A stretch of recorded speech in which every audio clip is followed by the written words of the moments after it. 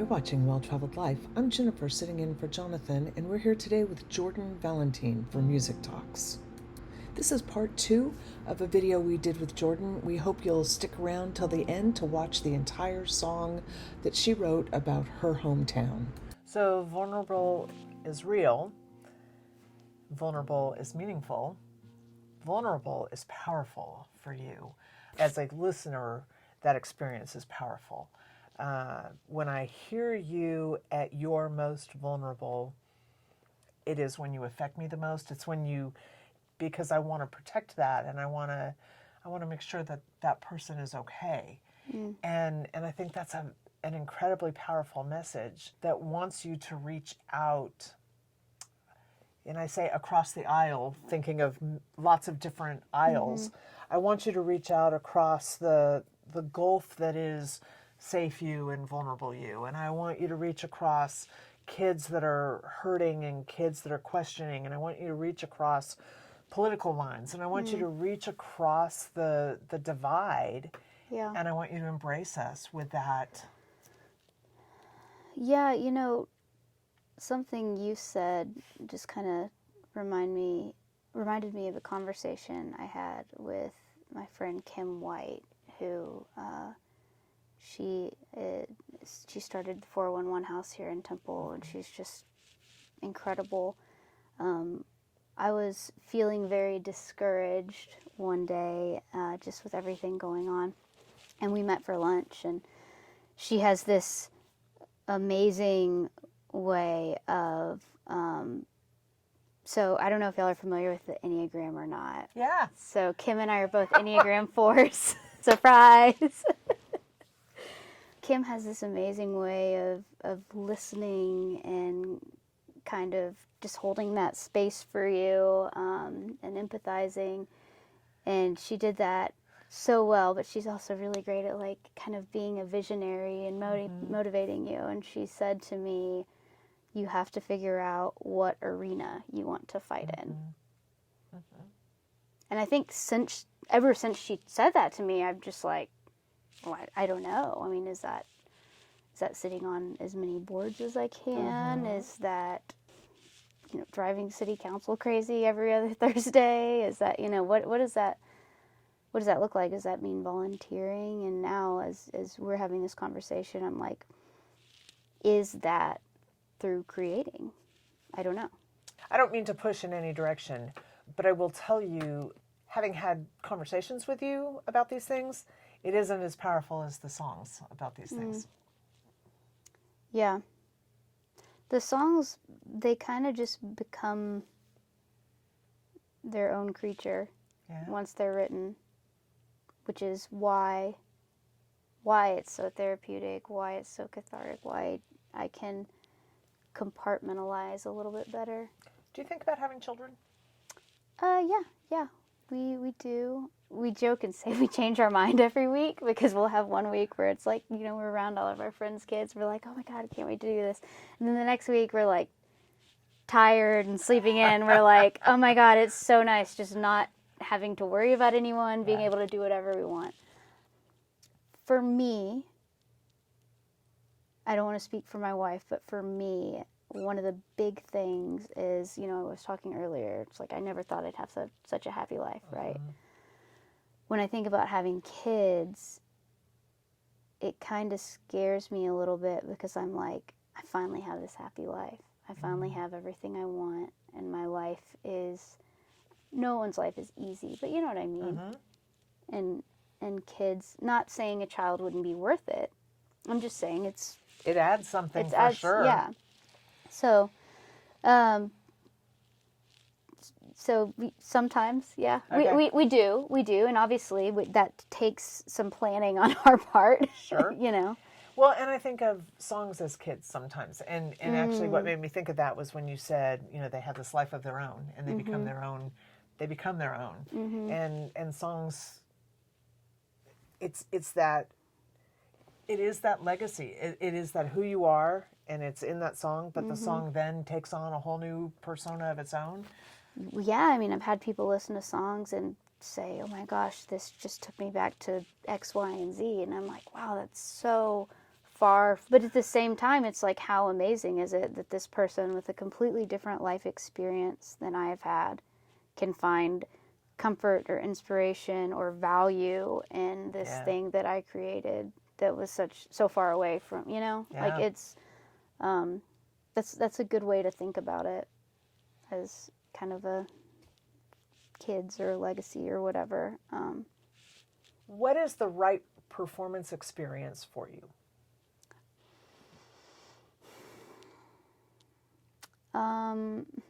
It's somewhere where people want to hear sad songs and are not requesting covers like Freebird, because that is a thing that happens a lot. It's a place where people are there to listen. And not in a way in which I want to like take command of the room and make everybody listen to me. It's not that. It's more so just when you are sharing stuff that's so deeply personal, you want it to be in a space where people are willing to receive that. So, and that can look like a venue, and that can look like a living room. Have you done much collaboration? Not too much. I mean, I've had bands in the past, and that's, like my bass player Scott Vedder and I mean, he's one of my favorite people in the world, and him and I always worked really well together. I've talked about collaborating with some of my favorite musicians, and that's still very, very, very in the works. It's literally just been like a conversation. But, because I think I have so much of that wall up with my music and with writing and with creating, I think it's really difficult for me to collaborate sometimes, especially when it comes to, the lyric aspect of it, because it just is so deeply personal. And there are songs that I sat on for 10 years before I played for anybody. And so I heard you talk recently about Harper in particular, and saying, hey, how did you know I was talking about Harper? and you said, maybe what we need to do is we need to collaborate and sing other people's songs. Yeah, that's kind of what we were talking about. Why is that appealing to you? It takes the pressure off. Why are you still escaping from music? I don't know. So I want to organically as possible fall back in love with it. Okay. In a way in which it's somewhere between like necessity level, because I think it'll always kind of be necessity level, but I mean necessity level in the sense of like I'm unable to function without performing, to just a hobby and something I enjoy. I want to find something in the middle that's a little more balanced, but a place that I'm inspired enough to where like I want to record, I want to perform, I want it to be fun. And I think that that's really, when you break it down, that's kind of where I got off track, is it didn't feel fun anymore. So I think it's really interesting when we say sad girl music, I want it to be fun. Yeah. But I think there's an embrace there that needs to happen. And yeah. No, you're right. You're right. I mean, I think a lot of it has to do with pressure. So it's almost like recreating a dynamic that I've never had before. Ooh. Like I grew up playing sports, highly competitive. Yes. With music, very, very serious about performing. I'm at a place now where if I mess up, I'm like, no one else noticed that, unless you're like super musician oriented, but I put a lot of pressure on myself. And it's not that I want to take pride in what I do, but I want to do it in a way in which I'm excited. And I'm not like, this is this thing I have to do this weekend, or I've got to rehearse all week because I have to be perfect. So I hear from other musicians about how when they play or when they record or perform, they hear every mistake they make, and that's what they dwell on, and that becomes the music, is the mistake that they made. For the rest of the audience, for the people who aren't quite as attuned, we don't hear that. We don't know that. We're not aware of that. How do you strike a balance between perfection and listenable? I mean, I think on a very basic level, it's, for me, not waiting until the week before a show to start rehearsing, you know. It's kind of, I don't know, setting myself up, keeping guitars out. Yeah. Playing my songs, even if it's just for me, you know. Not making it this thing I have to do, but a thing that I do. And that's the difference in recently and before. Before it was just a thing I did, right? Whereas now it's a thing I can do and I have to do. And I think that's where a lot of the disconnect lies. I wish I could have figured out is like, you know, some people have like a process. Yeah. Mine can be anything from I'm playing something on the guitar and I like it and I start singing something to, you know, I think of a line and then I start writing something to it. You know, sometimes it's I'm driving. I have a song called California, and that song was written on the way to a show, and I just had it in my head. And I pulled over to a gas station. Literally, I was late to my show, late to load in because I was like singing it in my head. I was like writing on the back of receipts. It for me, it's just kind of always happened differently. And I know that some people write songs so like methodically. And I mean, if you know me, that's just never going to work. Even though the business you would Yes, want it to work. yes, the creative person would never work that way. Yeah, yes, the other person just wishes I could get my stuff together. Yeah. Use your voice for a moment, and what would you say to every 16-year-old out there that was hiding in restrooms and skipping classes?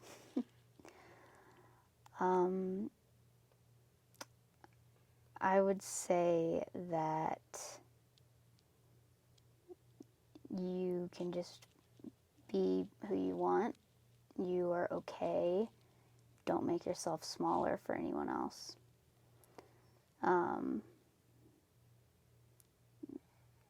Don't sacrifice your own happiness for other people's comfort. And that can be anything from the kid in the closet who's scared to come out, or maybe the kid that's been outed, to the kid that's parents really want him to play baseball and he wants to be in the orchestra. Like, I mean, that can mean anything. But that's something I wish I would have realized sooner, is that I never had to make myself smaller for anyone, and nothing matters more than my happiness and my contentment. Does music make you happy? Yes, it does. It very much, yeah, it makes me happy, but it's also creating. When I am creating a lot, it's really easy to get stuck in kind of that, stuck in those experiences I'm writing about, whether it's mine or someone else's. It's, you know, maybe I write a verse and it's stuck in my head. So not only am I like singing it, but I'm also like thinking about this really sad thing every time I'm singing it, and it can overtake you a little bit. I would love to get better at kind of compartmentalizing that so that maybe it doesn't feel like I have to separate it as much. What I'm hearing you say is music really is your therapy. And therapy is hard, so let's not take away from that. That's true. But what comes out of it is so much better and stronger. By compartmentalizing it, it's sort of like saying, oh, well, we're going to put therapy in a box. And therapy can't be in a box. I mean, that's the whole... I've never thought about it that way. That's true. That's true. Yeah, I mean, so something else, like being an Enneagram 4, which is, and just being a highly emotional person.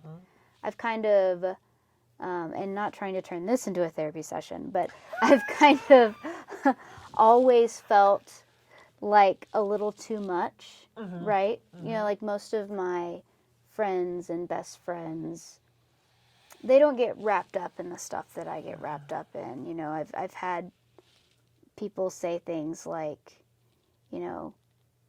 quit trying to save the world, worry about yourself, or, just stuff like that. And no one would ever say that from any bad place. It's more so just like people worrying about me because they're like, we don't want to see you get consumed with this thing that you have little control over, which is totally fair. I think I'm at times hyper aware of the fact that I'm probably feeling a lot more things and acknowledging those feelings than most people are. And that goes along with the making yourself smaller thing. We just read Eddie Vedder's recent book, and he talks about some tough things happened with their band. His response to it was, I needed to get away. I couldn't do music like I had done it before because people had gotten hurt through it. So he was talking about it was a festival, and there had been a storm, and a bunch of fans had kind of rushed the stage, and some people got trampled, and it was catastrophic for them.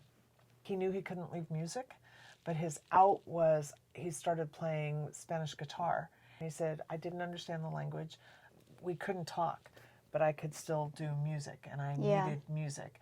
He couldn't leave music, but he couldn't communicate either because it was too much. Everything was too much. And it actually opened up a whole new area for him musically.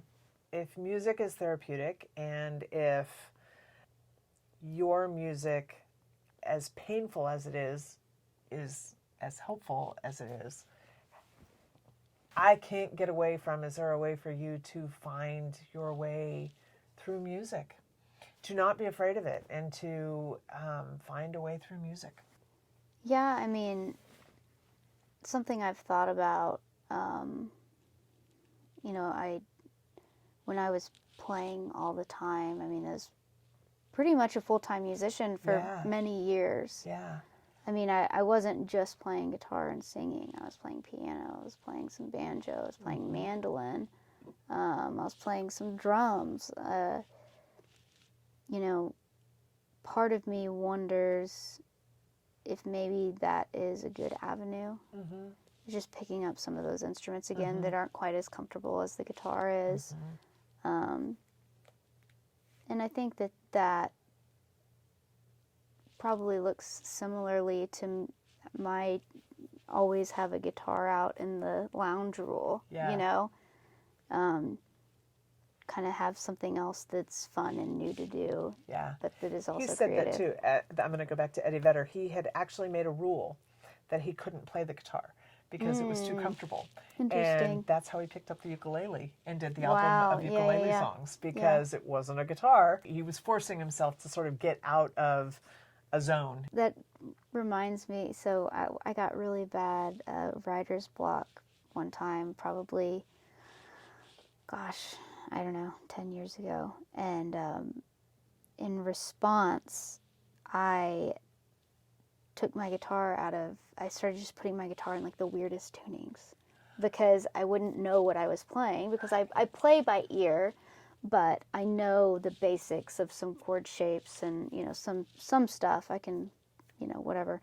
But yeah, I took my guitar and just started putting it in these crazy tunings because I couldn't write these songs because I didn't want it to be just those typical chords or those typical progressions. Same old. Yeah. And that ended up being super helpful for me because I didn't know what was going on. I had to just play and write. Daniel Lanois is known for that as a producer. He will come into a band and he has this like deck of cards that he's created that it's like, okay, we're going to sing it in gibberish or we're going to change the chord. He just has this deck of cards that he forces musicians to get out of whatever's comfortable, be experimental and see what comes up. I think that's really interesting that you recognize that in yourself, that you need to find ways to break out. Yeah.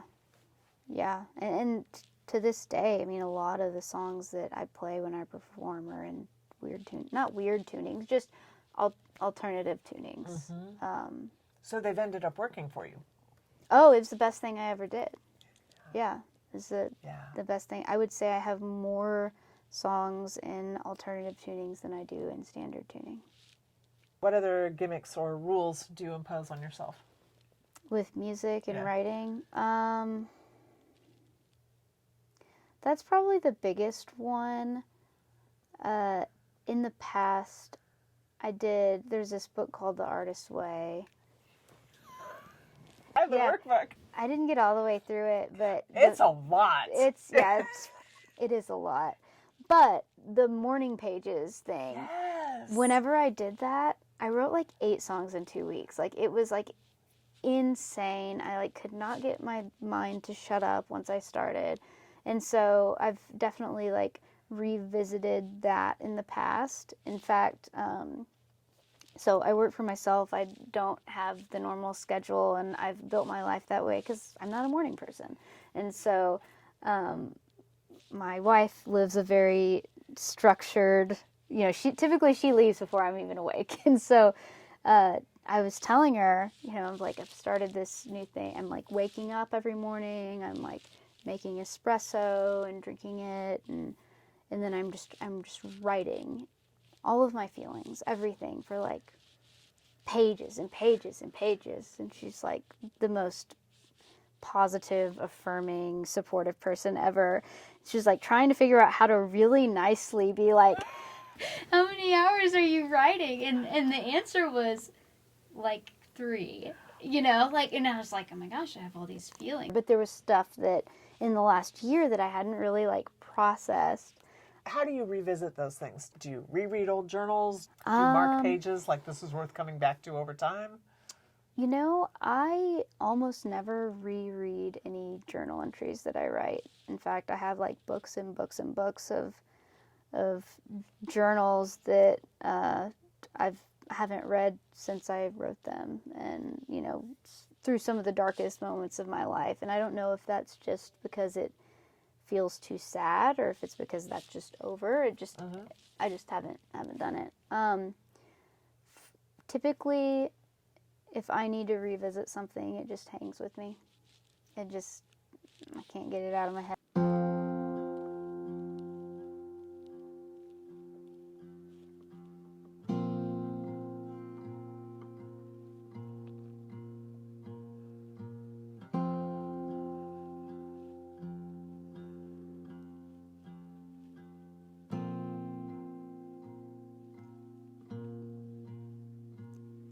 Painted a picture better than I am. Am I a narcissist? Is my head in the sand? It keeps me up at night. Will I always just be doing the best I can? Held on to everything that's ever made me feel safe, holding on to what I can, 'cause I feel everything. It's a blessing, it's a curse. I'm a prisoner in my own brain. And I built people homes in my head and in my heart with the pieces of me they were fine to discard, limb by limb, bone by bone. Couldn't stand to be alone. Always thinking about those